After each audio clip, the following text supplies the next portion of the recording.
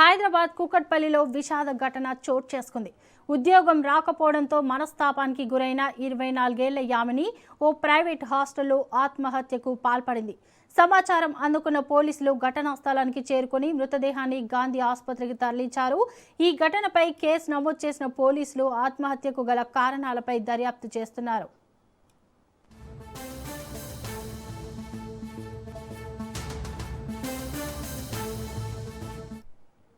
హైదరాబాద్ కూకట్పల్లిలో విషాద ఘటన చోటు చేసుకుంది. ఉద్యోగం రాకపోవడంతో మనస్తాపానికి గురైన 24 ఏళ్ల యామిని ఓ ప్రైవేట్ హాస్టల్లో ఆత్మహత్యకు పాల్పడింది.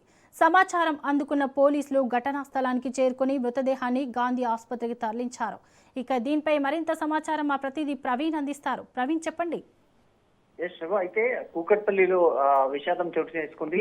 మొత్తంగా చూసుకుంటే కనుక కూకట్పల్లి ఓ ప్రైవేట్ హాస్టల్ నివసిస్తున్నటువంటి యువతి ఉద్యోగం రాలేదనే మనస్తాపం చెంది ఆత్మహత్య చేసుకున్నట్టు తెలుస్తుంది.